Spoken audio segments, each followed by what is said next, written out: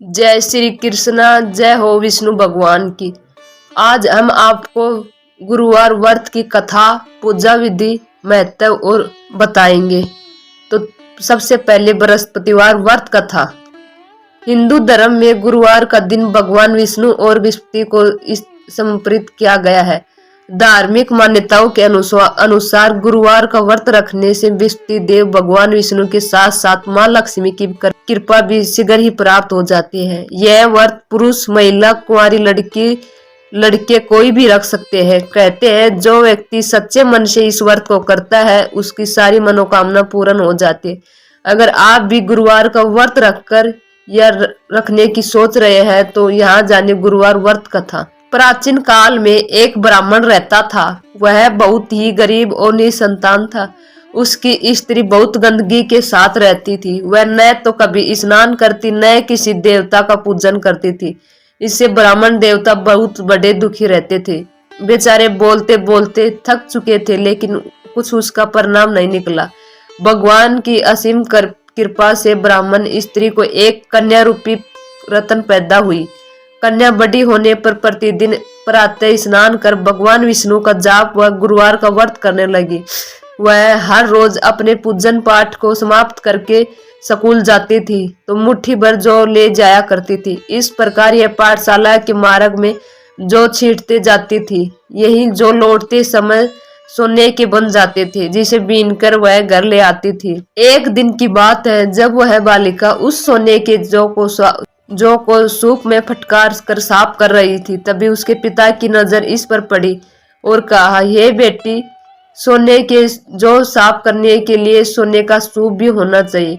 अगले दिन बृहस्पतिवार था। इस कन्या ने पुण्य व्रत रखा और बृहस्पति देव से प्रार्थना करते हुए कहा, हे स्वामी, मैंने आपकी पूजा सच्चे मन से की है तो मेरे लिए सोने का सूप भी दे दो। बृहस्पति देव ने कन्या को प्रार्थना स्वीकार कर ली। इस तरह हमेशा की तरह आज भी कन्या जौ फैलाती हुई जाने लगी। वापस लौटकर जब वह जौ बीन रही तभी उसकी नजर सोने के सूप पर। बृहस्पति देव की कृपा से उसे सूप मिली। इसे घर ले आई। फिर वह जौ साफ करने लगी, परंतु उसके माँ के रंग ढंग नहीं बदले। एक दिन वह कन्या सोने के सूप में जौ फटका रही थी, तभी उस समय उस शहर का राजकुमार वहां से गुजर रहा था। इस दौरान कन्या के रूप और कार्य को देखकर राजकुमार मोहित हो गया। अपने घर आकर अन्न जल का त्याग कर उदासी के साथ लेट गया। राजा को उसके बेटे की हालत देखी नहीं गई। वे मंत्री के साथ उसके पास गए और बोले, हे बेटा, तुम्हें किस बात से दुखी हो? किसी ने अपमान किया है क्या या फिर कोई कारण हो तो बताओ, मैं वह कार्य करूंगा जिससे तुम्हें प्रसन्नता होगी। राजकुमार यह सुनकर बोले, मुझे आपके किसी बात का दुख नहीं है और न ही किसी ने मेरा अपमान किया है, परंतु मैं उस लड़की से विवाह करना चाहता हूँ जिसे मैंने सोने के सूप में जौ साफ करते हुए देखा है। यह सुनकर राजा को आश्चर्य हुआ और बोला, हे बेटा, इस तरह की कन्या का पता तुम ही लगाओ। मैं तेरा विवाह अवश्य ही उसके साथ करवा दूंगा। राजकुमार ने उस लड़की के घर का पता बताया। तब राजा के मंत्री उस लड़की के घर गए, ब्राह्मण देवता को पूरी बात बताई। फिर ब्राह्मण देवता अपनी कन्या का विवाह राजकुमार के साथ करने के लिए तैयार हो गए। विधि विधान से ब्राह्मण की कन्या का विवाह राजकुमार के साथ संपन्न हुआ। कन्या के घर से जाते ही उस ब्राह्मण देवता के घर में पुण्य गरीबी का निवास हो गया। इनके भोजन के लिए भी अन्न भी बड़ी मुश्किल से मिल पाता था। एक दिन ब्राह्मण देवता दुखी होकर अपनी पुत्री के पास गए। बेटी ने पिता की दुखी अवस्था को देख माँ का हाल पूछा। तब ब्राह्मण ने सब कुछ बताया। इसके बाद कन्या ने ढेर सारा धन देकर अपने पिता को विदा कर दिया। इस तरह ब्राह्मण का कुछ समय तो सुखपूर्वक व्यतीत हो गया, लेकिन कुछ दिनों बाद फिर वही हाल हो गया। ब्राह्मण फिर अपनी पुत्री के पास गया और पूरी जानकारी बताई। इस पर लड़की बोली, हे पिताजी, आप माता जी को यहाँ ले आओ, मैं उसे पूरी विधि बता दूंगी जिससे निर्धनता दूर हो सकती है।